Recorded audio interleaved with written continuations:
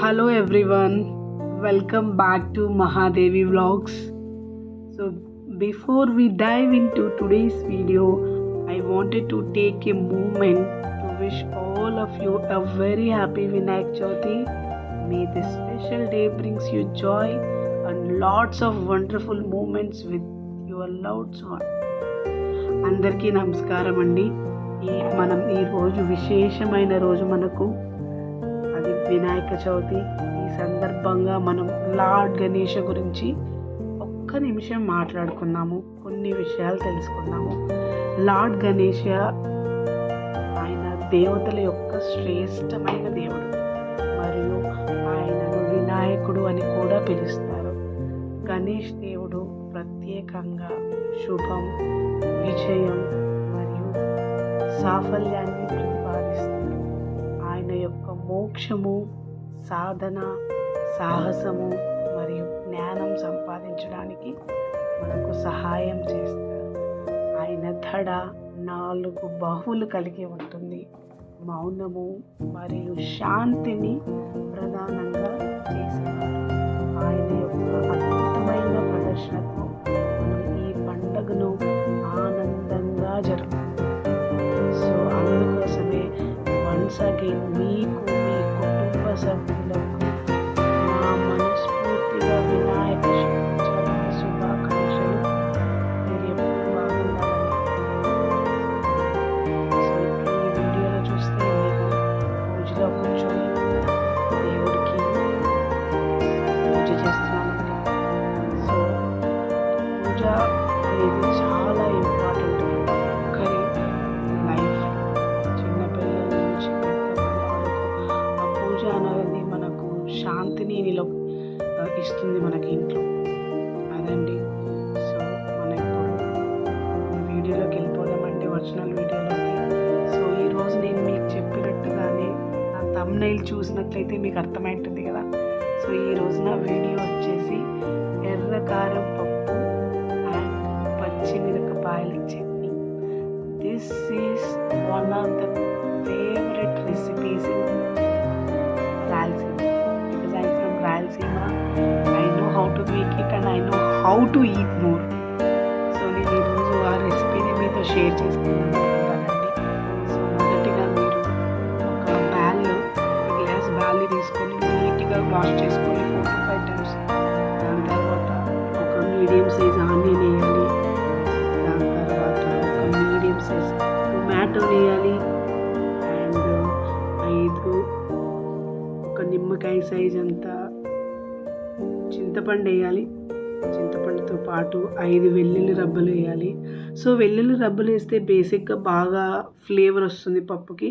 మనం ఈవెన్ తాలింపులో కూడా వేసుకుంటాము అండ్ ఈవెన్ మనం పప్పుకి పెట్టేటప్పుడు కూడా దాంట్లో ఇది వేసుకుంటే మంచి ఫ్లేవర్ వస్తుంది. దాంతోపాటు ఇప్పుడు పసుపు యాడ్ చేశాను. చెప్పాను కదా ముందే ఎర్రకారం పప్పు అని. సో ఎర్రకారం మస్ట్ యాడ్ ఇట్. సో మీకు తగినంత, మీ ఇంట్లో పిల్లల్ని చూసి, పెద్దవాళ్ళని చూసి వాళ్ళు ఎలా తింటారో దానికి తగ్గట్టు చేసుకోండి. సో నేనైతే నాకు తగ్గట్టు యాడ్ చేసుకున్నాను. సో అది యాడ్ చేసుకున్న తర్వాత కొంచెం సాల్ట్ యాడ్ చేసుకోండి. సో సాల్ట్ యాడ్ చేసుకుంటే మనకేమంటే ఈచ్ బ్యాళ్ళకి, ప్రతి ఒక్క బ్యాళ్ళ గింజకి ఆ సాల్ట్ అనేది వెళ్తుంది. సో సాల్ట్ తక్కువైపోయినా కూడా మనకి టేస్ట్ అనేది బాగా తెలుస్తుంది. ఈచ్ పార్ట్కి అది వెళ్ళిపోయింటుంది సాల్ట్ అనేది. అందుకే కొంచెం సాల్ట్ వేసుకోండి. ఇది బాగా సాల్ట్ అనేది అబ్జర్వ్ అయిపోతుంది. సో దాని తర్వాత 1.5 గ్లాస్ వాటర్ వేసుకున్నానండి. సో మా ఇంట్లో మేము కొంచెం పప్పు, ముద్దపప్పు లాగానే కొంచెం గట్టిగానే తింటాము. సో అందుకోసం నేను వాటర్ కొంచెమే వేసుకున్నాను. సో వాటర్ వేసుకున్న తర్వాత దాన్ని ఒకసారి గరిటెతో నీట్గా మిక్స్ చేసేసి ఇంకా కుక్కర్ మూత పెట్టేసేయండి. కుక్కర్ మూత పెట్టేసి 5 విజిల్స్ వచ్చేంత వరకు, 5 లేదా 6 విజిల్స్ వచ్చేంత వరకు వదిలేయండి. సో పెట్టేయడం అయిపోయింది కదా. ఇప్పుడు మన సెకండ్ పార్ట్ వచ్చేసి ఏంటి, పచ్చిమిరపకాయల ఊరిమిండి. మా సైడ్ ఊరిమిండి అని పిలుస్తాము. దాని ప్రాసెస్ మీకు ఎక్స్ప్లెయిన్ చేస్తాను. ఫస్ట్ ఎంటీ ఒక మీడియం సైజ్ ఆనియన్స్ తీసుకోండి. 2 మీడియం సైజ్ టొమాటోస్ తీసుకోండి. దాని తర్వాత కొన్ని గార్లిక్ తీసుకోండి. Again garlic is very good for health. So ఎంత యూజ్ చేసుకుంటే అంత మంచిది. దాని తర్వాత ఒక పచ్చిమిర్చి వేయండి. బాగా కారం తినే వాళ్ళు చాలా పచ్చిమిర్చి వేసుకోవచ్చు, బాగా టేస్ట్ ఉంటుంది. బట్ మా ఇంట్లో చిన్న అమ్మాయింది కాబట్టి, అందులో అమ్మాయికి చట్నీ ఇష్టం కాబట్టి కొంచెం వేసుకున్నాను. దాని తర్వాత కొంచెం సాల్ట్ వేసుకోండి. సాల్ట్ వేసిన తర్వాత ఇక్కడే ఒక మ్యాజిక్ ఉంది. నార్మల్గా దీనిలో మనం ఆయిల్లో వేగిస్తాం కదా, ఇక్కడ ఆయిల్లో వేయించాల్సిన అవసరం లేదు. జస్ట్ మనం వాటర్లోనే ఇప్పుడు వేసిన ఐటమ్స్ అన్నీ బాగా బాయిల్ చేసుకోవాలి. సో ఆ వాటర్లోనే బాయిల్ అయిన తర్వాత మనం దానిని మిక్సీకి వేసి కొంచెం పల్లీలు యాడ్ చేసి మిక్సీకి వేసుకుంటే ఎంతో రుచిగా ఉంటుంది. చాలా బాగుంటుంది. బ్యాచిలర్స్కి ఇంకా బాగా నచ్చుతుంది. సింపుల్గా ఒక 10 మినిట్స్లో మీకు పికిల్ రెడీ. చూసారా, 5 to 10 మినిట్స్ నేను మూత పెట్టేసాను. చూస్తే అలా ఉడుకుతుంది. సో అది ఇంకా ఉడకాలి, ఇంకా వాటర్ అన్నిటివి దగ్గరికి రావాలి, ఎవాపరేట్ అయిపోవాలి. ఎవాపరేట్ అయిపోయిన తర్వాత మనం నెక్స్ట్ ప్రాసెస్ చేస్తాము. ఇప్పుడు మీకు అలాగే ఇప్పుడు మళ్ళీ ఒకసారి మూత తీసేసాను. ఇప్పుడు మళ్ళీ ఓపెన్ చేస్తే బాగా వెల్గా కుక్ అయిపోయింది. ఈ కన్సిస్టెన్సీకి రావాలి. కన్సిస్టెన్సీ అనేది ఇలా ఉండాలి. సో ఇలా ఉంటే మనము పొయ్యి కట్టేయచ్చండి. ఇంకా పొయ్యి కట్టేసి అది చల్లారే వరకు సేపు పక్కన పెట్టండి. చల్లారిన తర్వాత మనం మిక్సీలో పల్లీలతో పాటు మిక్సీలో వేసి చట్నీని రెడీ చేసుకోవాలి. సో ఈ లోపల నాకు పప్పు 6 విజిల్స్ వచ్చేసాయండి. సో నేను ఓపెన్ చేసేసి చూసాను. ఇది మంచిగా బ్యాళ్ళు, టమాటాస్, ఆనియన్స్, కారం వాసన, పసుపు వాసన లేకుండా మంచిగా కుక్ అయింది. సో ఇప్పుడు దాన్ని మా ఇంట్లో అయితే మేము పప్పు గుత్తి యూజ్ చేస్తాము. మా సైడ్ పప్పు గుత్తి యూజ్ చేస్తాము. సో ఆ పప్పు గుత్తితో మనం పప్పు రేముకొని కొంచెం ఏమన్నా సాల్ట్ తక్కువైతే యాడ్ చేసుకొని టేస్ట్ చేసి మంచిగా రేముకోవాలి. బ్యాల్ అనేటివి లేకుండా రేముకుంటే బాగా టేస్ట్ వస్తుంది. బ్యాల్ అనేది కొంతమంది ఇంట్లో చూసాను, బ్యాళ్ళు పప్పు అంటే బ్యాల్ అంటే అలా ఉండొద్దు, పచ్చి బ్యాల్ తిన్నట్టు ఉంటుంది. అందుకోసమే పప్పు బాగా రేముకుంటే ఆ పప్పు దినుసులో ఉండే ఐటమ్స్ అన్నీ మనకి చాలా బాగా టేస్ట్ వస్తాయి. కాబట్టి పప్పు మెత్తగా ఉడికించుకోండి, బాగా మెతుక్కోండి. పప్పు అనేది చాలా బాగా టేస్ట్ వస్తుంది. సో ఇప్పుడు నాకు కొంచెం సాల్ట్ తక్కువైపోయింది. నేను సాల్ట్ కోసమే పక్కన కొంచెం సాల్ట్ యాడ్ చేశాను, అంతే. ఇంకా నా పప్పు రెడీ అయిపోయింది. ఎంతో రుచికరమైన పప్పు రెడీ అయిపోయింది. సో నేను దాన్ని ఒక గిన్నెలోకి ట్రాన్స్ఫర్ చేసుకుంటాను. గిన్నెలోకి వేసి పెట్టేసిన తర్వాత ఇంకా చూస్తే నేను నా గిన్నెలోకి వేసేసుకుంటున్నానండి. చూసారా, మీకు చూస్తుంటేనే తెలుస్తుంది ఆ పప్పు ఎంత టేస్ట్గా ఉండబోతుందో.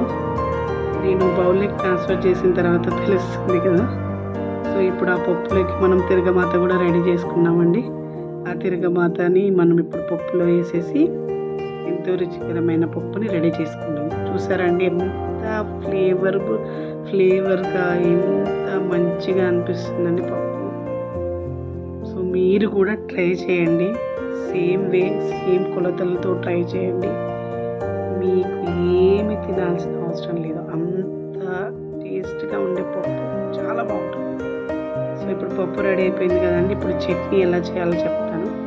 ఫస్ట్ ఏ చట్నీకైనా పల్లీలు ఇప్పుడు కామన్ కాబట్టి ఫస్ట్ ఒక చిన్న గిన్నె, అంటే ఏదైనా చిన్న గిన్నె ఉంటే పల్లీలు ఫస్ట్ మిక్సీలో వేసుకొని గ్రైండ్ చేసుకోండి. ఫైన్గా గ్రైండ్ చేసేసుకోండి.